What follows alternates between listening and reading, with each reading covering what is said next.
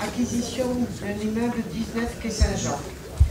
Monsieur Alexandre Davot et Madame Raymonde Davot souhaitent vendre un bien immobilier à usage commercial situé à Lourdes 19 quai Saint-Jean, cadastré section CE numéro 214 et une superficie de 442 m². Cette acquisition peut permettre la constitution d'une réserve foncière dans le but de réaliser une opération publique d'aménagement urbain, améliorant notamment la circulation piétonne sur ce secteur de la ville de Lourdes et ainsi de réaménager le quartier. Après négociation avec le propriétaire, le prix de 279 000 € hors frais de notaire leur a été proposé. Il est donc demandé aux membres du conseil municipal d'approuver l'acquisition de ce bien immobilier au prix de 279 000 € hors frais de notaire. Après avis de la 7e commission, les membres du conseil municipal, je vous propose d'adopter le rapport présenté, d'approuver l'acquisition au prix de 279 000 € hors frais de notaire du bien immobilier à usage commercial situé à Lourdes, 19 quai Saint-Jean, cadastré section CE, numéro 214, d'une superficie de 442 m², et de m'autoriser à signer tout acte découlant de la présente. Y a-t-il des observations? S'il vous plaît. Oui. Tout à l'heure, pour reprendre les propos de M. Schlerkaz, il a dit qu'un projet devait être bien ficelé. Celui-ci, en fait, pour bien ficeler le projet, il y a quand même un ordre dans les actions à mener, notamment la définition du projet peut-être, analyser peut-être les impacts qui sont positifs ou négatifs, puis derrière acheter. Là, ce projet, on a une désignation de bien, on n'a en aucun cas la définition à quoi ça va servir. Parce que là, j'ai 279 000 € à mettre en face, pourquoi quel est l'objet? D'autant que, si je remets, s'il vous plaît, je vois qu'on parle d'une opération publique d'aménagement urbain. C'est un terme qui n'existe absolument pas dans le code de l'urbanisme. Absolument pas. On parle d'opération de rénovation urbaine, mais pas de ce terme-là. Alors, c'est un terme peut-être pompeux, mais qui cache quoi, s'il vous plaît? Qui ne cache rien du tout. On ne cache rien, et justement aujourd'hui. Non, ça ne cache rien du tout. Attention.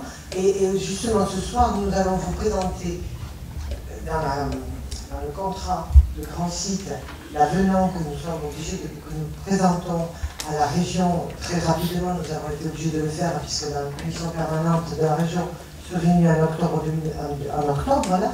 Et donc, nous allons vous présenter le projet, justement, dans le cadre dans lequel rentre l'achat de ce bien. Pourquoi nous achetons ce bien? Vous n'allez pas tarder à le savoir, puisque nous allons vous présenter notre projet dans le cadre de l'avenant du contrat de principe. Monsieur Villanes tout à l'heure disait qu'il ne faut pas mettre des millions d'euros dans une zone inondable. Là, on est en pleine zone inondable. Et on n'a pas mis 10 millions d'euros. C'est 279 millions. C'est pas 10 millions d'euros. On a dit non, quel sera l'objet. Si c'est pour le démolir, ça fait cher la place de parking. Ah, parce que vous pensez qu'on va faire du parking? Mais donc, on n'en sait rien. Écoutez, vous allez le découvrir. Alors dites, parce que quand on pose la question en condition, c'est le grand mystère. Mais il n'y a pas de mystère. Mais il n'y a rien de caché. Il n'y a pas de mystère. Mais vous n'avez pas lu notre programme. C'est pour ça que vous êtes pas au courant. Ah, voilà. Parlez-le ici, s'il vous plaît. On va vous le dire. Alors, je veux compléter ces informations. Bon, tout d'abord, ce projet fait partie de notre programme électoral. Quand vous lisez notre programme électoral, on parle de revitalisation du quartier du boulevard de la Grotte et du chemin de vie de Bernadette. Donc ce quartier correspond parfaitement, ce qu'est Boissari correspond parfaitement, enfin, ce qu'est Saint-Jean correspond parfaitement à notre désir d'investissement. Alors pourquoi nous avons acheté cette opération? C'est une question d'opportunité. Nous avons reçu dans nos services donc, une déclaration d'intentionnalité de ces propriétaires qui souhaitaient vendre. Donc nous nous sommes rapprochés des propriétaires en leur faisant part de nos intentions de réaménagement du secteur. Et ça nous a intéressé parce que en fait c'était le prix de vente des murs et du terrain. Il n'y avait pas de valeur pratiquement de fonds de commerce puisque la valeur des fonds de commerce est à 37 000 €. Pourquoi ce prix? Parce que... fonds de commerce, excusez-moi de te couper, qui vient juste d'être signé il y a 3 ou 4 mois. Non, une location-gérance. Non, attention. Donc je termine. Il y a des choses commerçantes. Je termine. Donc, le propriétaire nous a dit qu'il n'avait pas fait des travaux d'aménagement de ses locaux suite aux inondations du mois de juin 2013. C'est ce qui expliquait qu'il le vendait pratiquement en valeur terrain et immeuble. Donc, je sais très bien, pour être professionnel de la chose, que dans ce secteur, si vous avez un produit qui est de qualité en matière de fonds de commerce et réaménagé avec 3 années d'exploitation, c'est un produit qui vaut 750 à 800 000 euros minimum. Je pense que tu me confirmeras de mes prix. Non. Écoutez, il y a d'autres affaires qui s'est vendues en fonds de commerce, et 650 000 euros, il n'y a pas longtemps. Hein, tu le sais.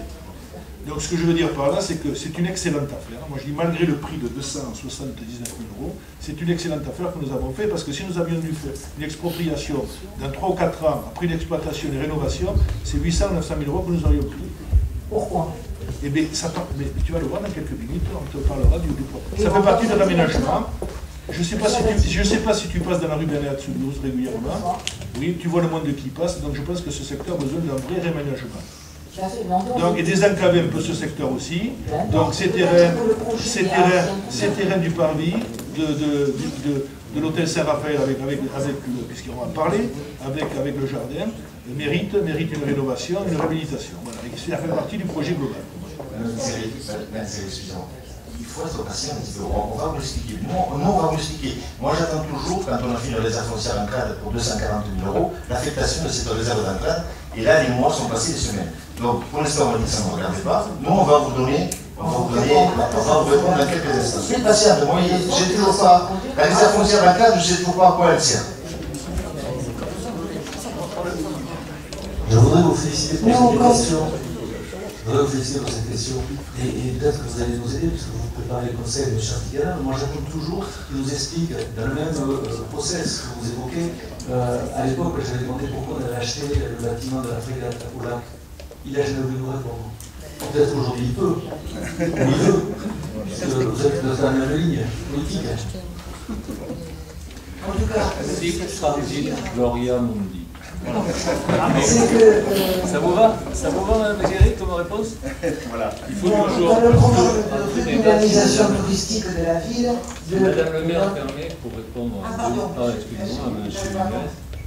Il faut dans la vie un peu d'humilité et puis il faut mettre un peu les pions pour demain. C'est simple, et la frégate, nous réjouissons que l'ensemble du lac de Lourdes, et je sais qu'Alain Abadi connaît très bien la question depuis 1988, frégate comprise, reviennent à la ville de Lourdes. Et que la noblesse en matière de définition publique des choses, c'est toujours, M. Vignales, d'assurer la continuité. Nous ne sommes pas ici pour autre chose, les uns et les autres. Vous disposerez d'une réserve foncière importante sur le lac de Lourdes qui s'appelle la frégate. Vous en ferez ce que vous voudrez ou pas. C'est votre projet et c'est votre projection politique. Excusez-moi, madame. Mais est-ce que vous avez répondu quand je vous ai posé la question de la même sorte? Qu'est-ce qu'on avait répondu? Je veux bien que vous me rappeliez. Cela ne vous regarde pas. Voilà, cela ne vous regarde pas. Voilà ce qu'était M. Artiganas aux commandes. Et aujourd'hui, M. Artiganas, ce que vous me laissez, ce n'est pas que la frégate, c'est l'héritage avec les dettes et les déficits. Alors, si vous entendez comment que je vous remercie, vous allez être déçus. Hein. Sachez, M. Vignales, que de vous, là comme ailleurs, je n'ai jamais rien attendu, je n'attends rien et je n'attendrai jamais rien. Il faut savoir, chacun ici, disposer d'un peu d'humilité devant les enjeux qui sont les nôtres à Lourdes, pour vous et pour la France. C'est vous qui parlez d'humilité? Oui. Oui. Mais allez dans le dictionnaire, vous qui mettez les mots, et lisez ce que ça veut dire, et puis surtout appliquez-le à vous-même. ce que je voulais dire. Et vous veillerez juste, c'est tout ce que je vous demande, Mme Bourdieu, à ce que cette espèce de bashing continuel, de personnalisation des choses, quand les gens, ce n'est pas vous, ont du mal à prendre de la hauteur, ils restent toujours au même niveau où ils sont, et ce depuis des années. Je voulais dire que Merci, Madame. Cette acquisition rentre dans le programme de redynamisation touristique de notre ville et que donc dans ce programme figure la création d'un cœur historique autour du boulevard de la Grotte et d'ailleurs pour réaliser ce programme, nous avons l'intention de sélectionner très prochainement un programmiste et solliciter bien sûr des subventions dont nous parlerons tout à l'heure à l'occasion de la délibération de ce contrat de renseignement. Voilà. Donc nous concrétisons ce soir avec cette acquisition foncière la première étape de ce projet que je qualifierais d'ambitieux, mais vital pour le renouvellement de Lourdes. Voilà. L'opportunité, c'est en fait nous proposer d'acquérir sans tarder le bien immobilier du 19 quai Saint-Jean. Nous l'avons saisi. Et comme l'a expliqué Alain Abadi, je pense que, vu l'endroit que vous connaissez particulièrement, ce n'est pas cher. Voilà. Donc nous pourrons vraiment, c'était normal que nous saisissions l'occasion d'acheter cet immeuble. Oui. Je peux compléter l'information sur la location gérance. Parce que figurez-vous que l'acheteur qui devait acheter ce fonds de commerce, enfin ces murs, avait commencé à investir en matériel de cuisine, etc. dans ses établissements sans être propriétaire. Donc on se retrouvait dans une situation bloquée et j'ai proposé donc au propriétaire et donc à ce futur acheteur de prendre en location-gérance ce fonds de commerce cette année et l'année prochaine pour amortir l'investissement qu'il a fait. C'est ce qui nous a permis de traiter, de rester dans ce prix initial. Et combien ça va nous rapporter? Eh bien c'est 1 200 € par mois de location. La location-gérance. Mais c'est une location-gérance qui se termine octobre 2015. Voilà. Y a-t-il d'autres observations? Qui vote contre? Est-ce qu'on peut d'abord voir peut-être je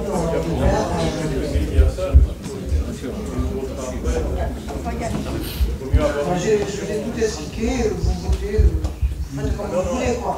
Vous abstenez, ça n'est égal. Qui vote contre? Non, madame, vous avez fait un diaporama, donc... Oui, mais il arrive, attendez, laissez-nous dire où c'est gênant de voter. C'est au moment du contrat grand site. Non, mais il est lié à ce point-là aussi, l'acquisition du 19... Oui, écoutez, je vous ai expliqué que ça rentrait dans notre programme de rénovation du cadre historique du boulevard. Enfin, je pense que c'est... Très clair. Bon, vous votez contre, vous vous abstenez, mais vous votez pour, moi, je serais ravi. Mais vous faites contre. Comment? Nous votons. Oui, bien sûr. Vous votez contre. 7 contre, monsieur. Oui, tant que j'ai pas vu le diaporama. Eh bien, vous votez contre. Voilà, ok. On met d'abord les éléments et ensuite, bon, il y a effectivement eu tout à fait clairement des réponses données, mais on vote en fonction des éléments qu'on voit. Ah oui, on ne peut pas voir. Je n'aimais pas à ce moment-là de notre déroulé du conseil municipal. Vous le verrez au moment. Vous dit l'opposition également. Comment?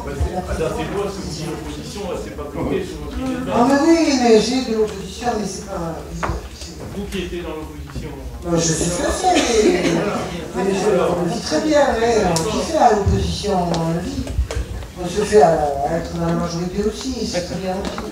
Disons qu'en étant dans le fond, on pourrait se poser la question de savoir si c'est pas une OEBA, une opération autobandane. Ah bon? Vous posez la question que vous voulez. Et la frégate, aujourd'hui, c'est quoi? Aujourd'hui, dites-nous la charte Tigana. Posez la question d'abord. Parce qu'il y a une intériorité, donc peut-être qu'il peut répondre avant, et puis je crois après. De plus, vous remettez le couvert, allons-y, je vais mettre la fourchette plus tôt, ça fait durer des années, je me trouve radicalement. Je pense que l'acquisition de la frégate n'est pas une mauvaise chose pour la ville de Lourdes. Voilà.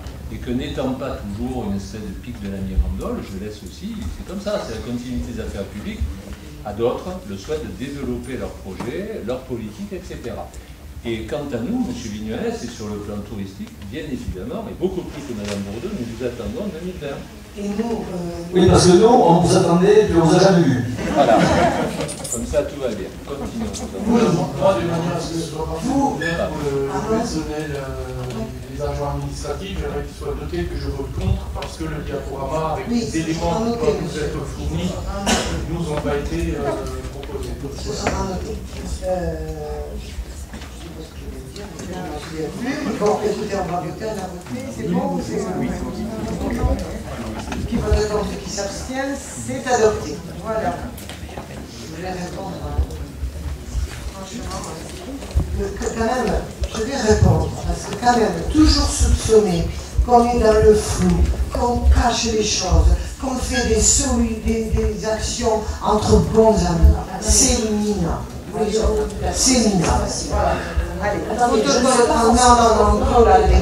vous en avez dit assez. Hein? J'en ai dit assez. Le flou, que c'était caché, qu'on était entre bons amis, ça suffit.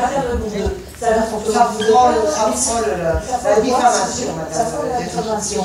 Par contre, quand on demande, je ne suis pas forcément contre ce projet, j'aimerais juste savoir pourquoi on vote aussi. Eh bien, je vous ai répondu. De là à dire que c'est une association en autonomie, je ne pratique pas la mafia. Hein? Parce que quoi? Parce que je la pratique, qu'est-ce que c'est que cette parole? Rien, je dis que quand vous parlez de l'association entre amis, ça veut dire la mafia. Et moi, je ne suis pas de la mafia, madame.